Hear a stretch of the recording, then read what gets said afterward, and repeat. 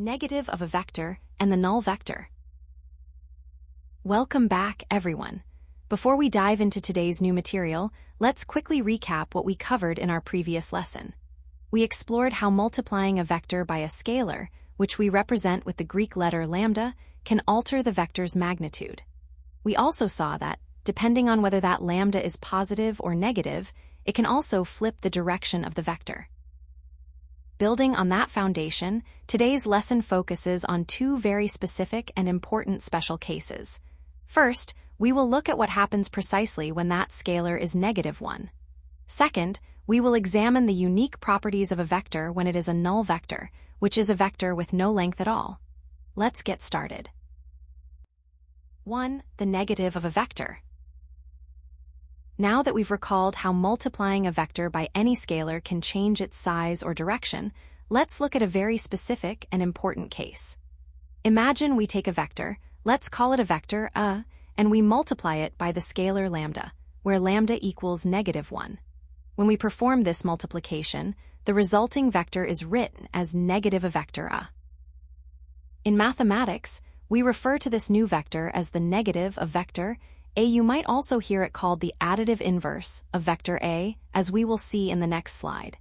This term, additive inverse, is particularly useful because it describes exactly what happens when we try to add this vector to its original counterpart. Characteristics of \vector. First, let's look at step 1, which is the magnitude. If we take the magnitude of negative a, we can calculate it by taking the magnitude of -1, multiplied by the magnitude of vector a. Since the magnitude of -1 is simply 1, the equation simplifies to 1 times the magnitude of vector a, which ultimately leaves us with just the magnitude of vector a. What this tells us is very important. The negative of a vector has the exact same length as the original vector. Next, let's move to step 2, which is the direction. Remember from our previous discussion that when we multiply by a scalar, the sign of that scalar determines the direction. In this specific case, because our scalar lambda equals -1 and -1 is less than 0, the direction of negative a is flipped. It is exactly opposite to the direction of our original vector a. Now that we understand that multiplying a vector by -1 gives us its negative, let's look closer at the specific characteristics of this new vector, which we call -a. I want you to focus on two key properties: its magnitude and its direction. The negative sign doesn't shrink or stretch the vector, it only affects its orientation. So, to summarize this slide before we move on to how these two vectors interact, the magnitude stays the same, but the direction reverses. The additive inverse property. Now that we have established what the negative of a vector looks like in terms of its magnitude and direction, let's look at how these two vectors interact when combined. Because vector a and negative vector a have the exact same magnitude, but are pointing in precisely opposite directions, they essentially cancel each other out. When we perform the vector sum of vector a plus negative vector a, the result is the null vector, which we denote as 0 vector. In other words, adding a vector to its additive inverse brings us back to a state of 0 displacement. 2. The null vector. Now that we have explored what happens when we multiply a vector by -1, let's move on to our second special case, the null vector. A null vector, which you might also hear referred to as a 0 vector and is denoted by a with a 0 arrow on top, is a very unique type of vector. By definition, it is a vector that has a magnitude of exactly 0. Now, this leads to a very important distinction you need to remember. Unlike the vectors we've been discussing in the previous slides, which all have a specific length and a specific way they point, the null vector does not have a specific direction. Because its magnitude is 0, it doesn't point anywhere in particular. In the next slide, we will see how this lack of magnitude affects how we multiply it by other numbers.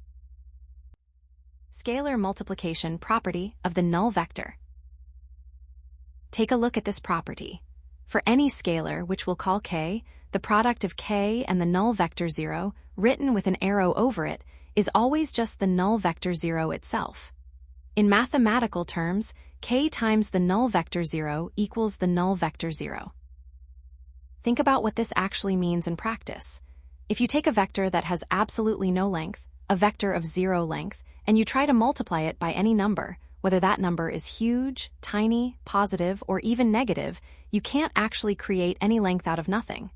No matter how much you scale it, it remains a vector of 0 length. It stays exactly as it started, a null vector. Now that we understand what a null vector is, let's look at how it behaves when we try to scale it. Real-world example, displacement.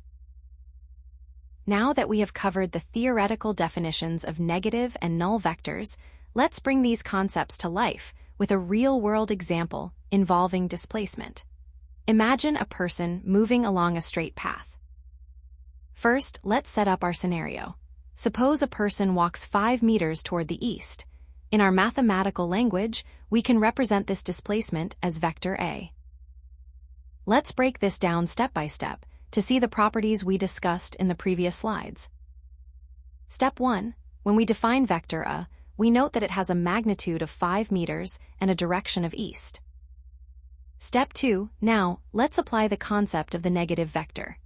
If the person turns around and walks in the exact opposite direction for that same distance, they are walking 5 meters toward the west. We represent this new displacement as negative vector A. If you look closely at the properties, you'll see that the magnitude of negative vector A is still 5 meters, which is exactly the same as the magnitude of our original vector A. However, the direction has flipped from east to west, which is the exact opposite direction. Finally, step 3, let's look at the resultant.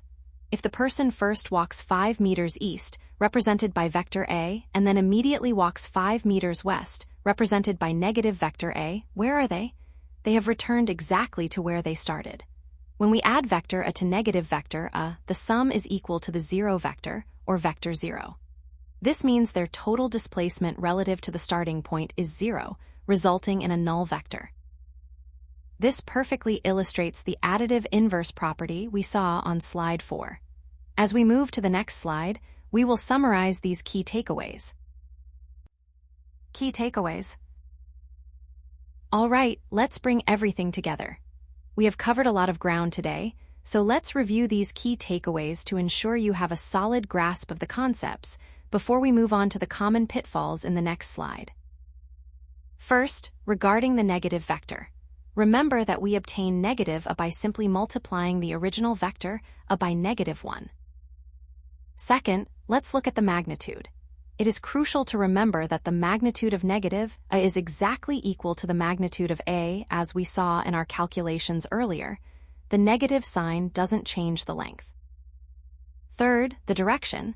This is the most important change. The direction of negative A is always exactly opposite to the direction of the original vector, A. Fourth, the additive inverse property. If you add a vector to its negative, the two vectors cancel each other out, resulting in the null vector, which we denote as 0 vector. Finally, the null vector property. Remember that the null vector is quite unique. No matter what scalar k you multiply by the null vector, the result will always remain the null vector itself. Keep these points in mind, because in the next slide, we will discuss some common mistakes students often make when dealing with these specific properties. Common mistakes to avoid. Now, before we wrap up today's lesson, I want to touch on some common pitfalls. As you master these concepts, you might find yourself falling into a few traps that even experienced students encounter, so let's clear these up now. First, be very careful not to confuse magnitude with the negative sign. A common error is thinking that the magnitude of negative a vector is a negative number. Remember what we discussed in slide 3. Magnitude represents length, and length can never be negative. When you see that negative sign in front of vector A, don't think of it as a negative value. Instead, think of it as an instruction that tells you the direction is exactly opposite to the original vector. Second, it is crucial that you do not confuse the scalar 0 with the null vector, which we denote as vector 0. While they are related, they are fundamentally different objects. The scalar 0 is simply a real number, whereas the null vector is a vector that possesses a magnitude of 0. One is a value, and the other is a geometric entity. Finally, try to avoid the temptation to assign a specific direction to the null vector. It is a common mistake for beginners to try and point the null vector in a certain direction, but by definition, the null vector has no specific direction.